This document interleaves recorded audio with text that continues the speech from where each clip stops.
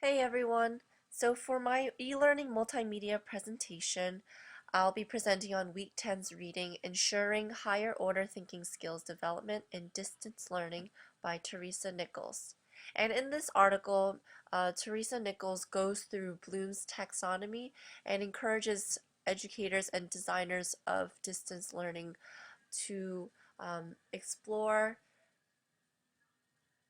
the knowledge level thinking skills and higher order thinking skills. And the goal is to incorporate higher order thinking skills activities in the course. So just for some background information, and she goes through this in her article as well. Bloom's taxonomy looks like this.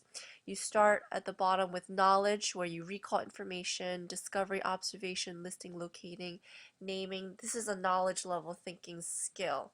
And then you can move up to comprehension, where you understand, translate, summarize, demonstrate, and discuss.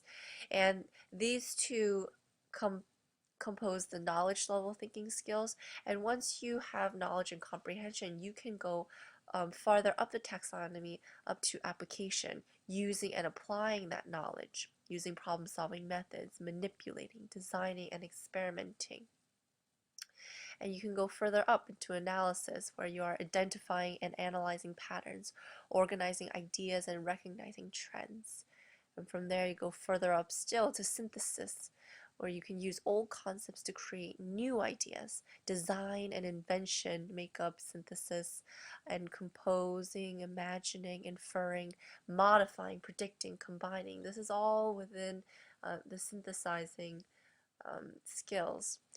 And at the very top, there's evaluation, assessing theories, comparing ideas, evaluating outcomes, solving, judging, recommending, and rating.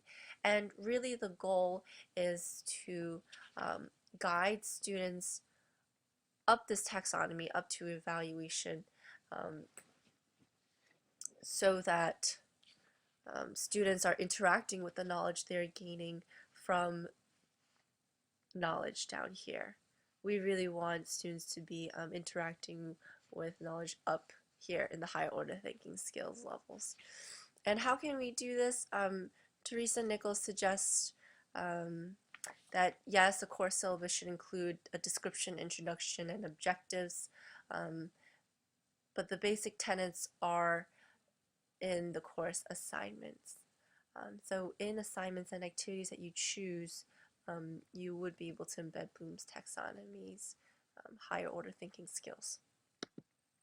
So this is a short video from innovative educators. How can Bloom's taxonomy be used? That's a really great question because So the question was, how can Bloom's taxonomy be used to enhance student learning? And Bloom's taxonomy is something that most faculty now know about. That wasn't the case probably 5 or 6 years ago, but now that so many of the accrediting bodies are wanting faculty to demonstrate that students are meeting student learning outcomes, most of our institutions are providing faculty development so faculty members know about Bloom's taxonomy. And I think many of us are using it correctly to target our levels of instruction, to target the level of questions that we're asking students to address on quizzes and exams. But the way that can be very useful for students, which still very few faculty are doing, is we need to teach Bloom's taxonomy to our students.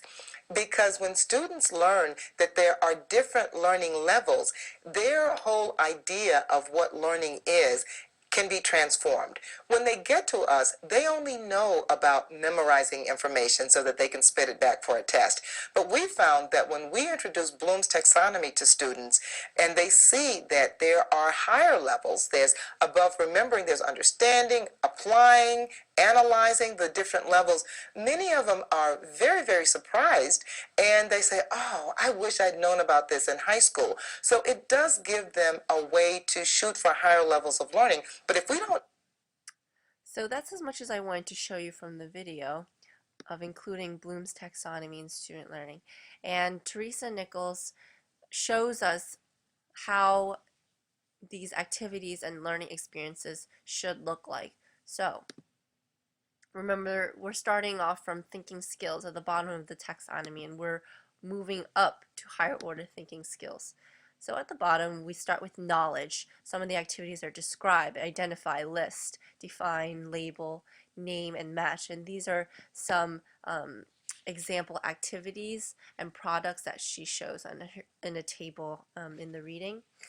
And the next level is comprehension, interpreting, predicting, summarizing, ordering, paraphrasing, and tracing. She gives examples of how we can frame comprehension activities and questions. And in application, we use those knowledge and comprehension skills from the thinking knowledge level thinking skills to demonstrate, chart, change, and illustrate. And here are some examples um, that you can look at. And even further up, we go into analysis. Some activities that she says are classifying, comparing and contrasting, diagramming and outlining. And as we continue to move up the higher order thinking skills, um, we see synthesis, where we can combine, formulate, rearrange, compile, and reorganize information. This is really where you can manipulate information to create new products. And in evaluation, this is where students will assess, measure, rank, test, and appraise the information that they've been interacting with so far. So again, this applies to non-distance learning also. Yes, it's important for face-to-face classroom environments, but it's all around good teaching to go from thinking skills to higher order thinking skills to motivate students to interact with the knowledge that they are learning. So remember that distance learning experiences should ensure higher order thinking skills development, and including the activities outlined above will ensure that students are interacting with the knowledge they are gaining, and this interaction will expand their learning experiences to become more meaningful and intrinsic. And you can assess these activities in a number of ways. You could assess traditionally using objective tests, and you can carefully craft multiple choice, multiple answers, ordering, matching, and fill in the blank test items to assess their learning experiences. But ideally, you do want to incorporate performance tasks as well that use rubrics, such as essays, reports, and projects.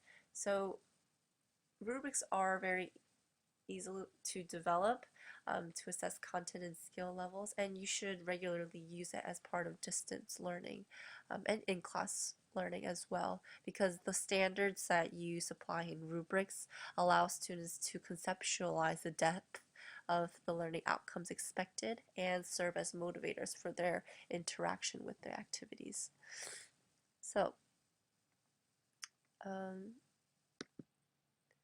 that sums up this article.